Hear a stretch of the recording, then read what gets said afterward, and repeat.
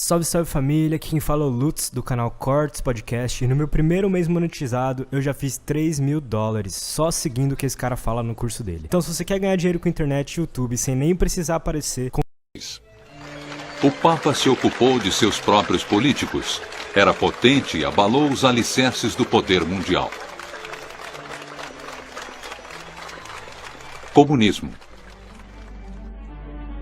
Meses após sua nomeação, João Paulo voltou à Polônia para a primeira viagem papal já feita a um país comunista. Foi quase impossível para o governo polonês comunista dizer ao povo polonês que não podiam receber a visita do Papa. Eles fariam uma revolução se não pudessem ver um Papa polonês na Polônia. Para o comunismo na Polônia, foi o início do fim.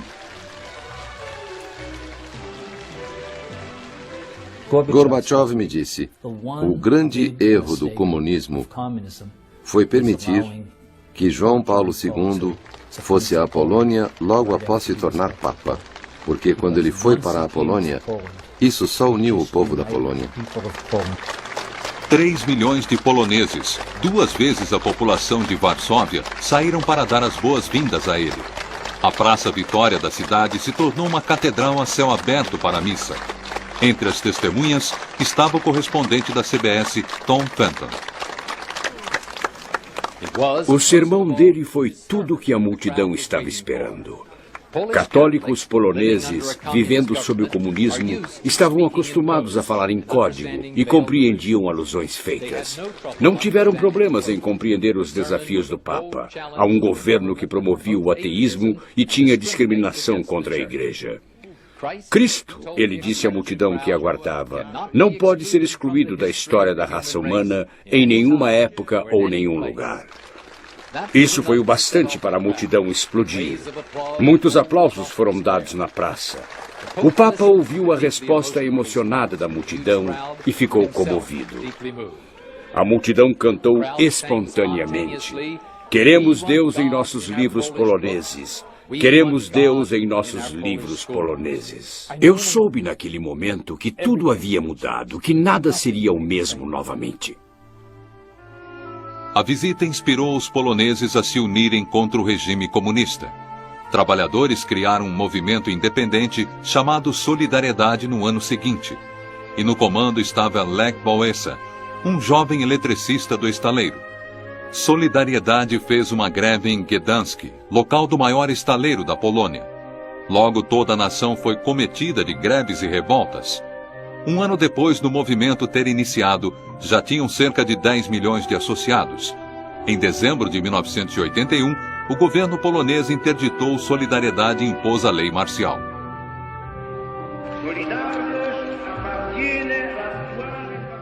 Mas João Paulo II mostrou seu apoio ao movimento, denunciando a falsa paz dos regimes totalitários em seu discurso no Ano Novo. Na Praça de São Pedro, multidões se reuniram e gritaram por liberdade.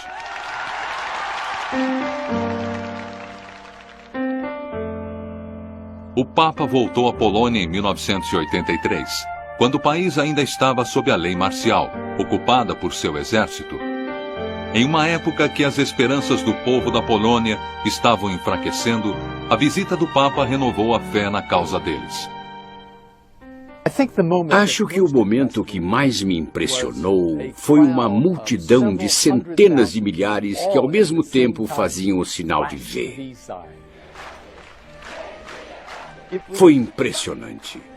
Eu sabia que os poloneses nunca desistiriam, que os comunistas nunca venceriam e que era só uma questão de tempo antes da coisa toda desmoronar. Quando João Paulo voltou à Polônia em 1987, o cenário havia mudado drasticamente. Seria necessário outro empurrão do Papa para derrubar o regime, e não havia lugar melhor para isso do que a cidade de Gdansk, o lugar de origem do Solidariedade. Em suas primeiras viagens, o governo se recusou a deixar ele ir lá. Desta vez, de má vontade, eles cederam. Acho que pensavam que podiam controlar. Acho que pensaram, ele não esteve lá, ele quer ir lá, ele tem mesmo que ir lá. Vamos tentar abafar isso. Então, eles basicamente fecharam a cidade. Havia bloqueios nas ruas por todo lugar. Eles tentaram limitar os números.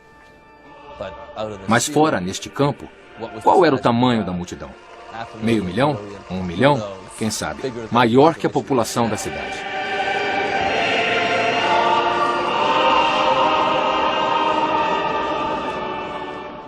Era quase como se a futilidade do Estado polonês tivesse sido demonstrado em contraste com o poder do povo sendo expressado naquela missa.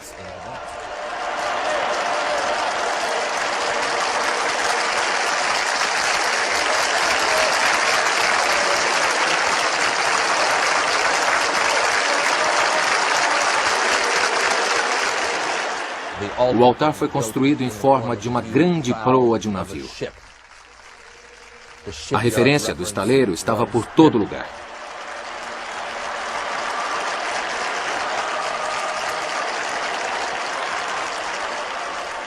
Ele foi um papa que sempre entendeu o poder da imagem, entendeu o poder da televisão. O Papa nunca se referiu ao grupo de trabalhadores interditado diretamente, mas em grande apoio aos trabalhadores, a palavra que ele usou repetidamente foi solidariedade.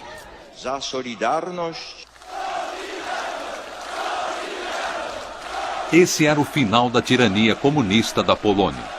Ele sofreu o impacto de bater de frente com o velho regime. Ele era uma pessoa incrível, não era só a força de sua personalidade, era seu polimento, era seu catolicismo. Ele fala com os poloneses como ninguém mais conseguiria.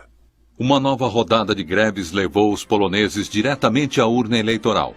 Em 1989, eles tiveram a primeira disputa eleitoral livre desde a Segunda Guerra Mundial. Solidariedade teve uma vitória esmagadora. Foi uma vitória que o Papa alegou apenas um papel modesto.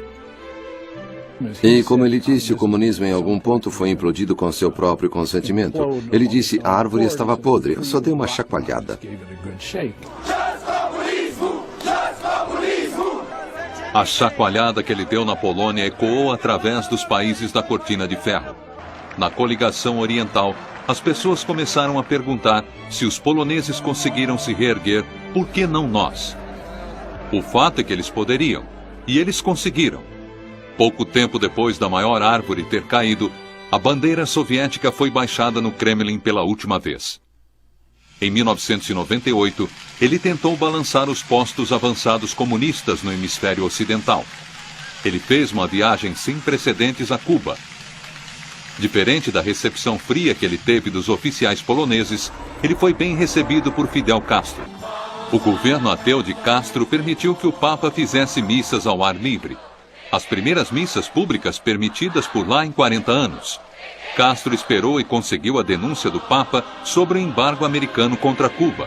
Mas ele também disse ao líder comunista para melhorar os direitos humanos e afrouxar as rédeas da Igreja Católica do país. Ele queria dar abertura a Cuba da maneira que deu à Polônia. Ele teve sucesso, teve muito sucesso no dia da grande missa. Eu estava na multidão. Havia um cubano mais velho ao meu lado que falava bem inglês. Ele não falou isso na câmera, mas ele riu e disse, acho que ele falava do governo cubano, cometeram o maior erro da vida deles em deixar ele vir aqui. Eu disse, por que está dizendo isso? Ele respondeu, porque o gênio saiu da garrafa e não podem colocá-lo de volta. Os pobres. Um ardente adversário do comunismo, o Papa João Paulo II encontrou falhas profundas também no capitalismo. All of humanity must think of the parable of the rich man and the beggar. Ele pegou países ricos e os comparou ao homem rico da Bíblia que ignorou as necessidades do mendigo Lázaro. O homem rico foi julgado desprezível, não por sua fortuna, mas por seu comportamento. Nowhere does Christ condemn the mere possession of earthly goods as such. Instead, he pronounces very harsh words against those who use their possessions in a selfish way, without paying attention to the needs of others Ele pediu às nações ricas para perdoarem as dívidas de nações em desenvolvimento. We cannot stand idle by, enjoying our own riches and freedom. If in any place the Lazarus of the 20th century stands at our doors. O apoio ao pobre foi o motivo de mais de 3 dúzias de viagem à América Latina, uma região que ele visitou mais que qualquer lugar, tirando a Europa.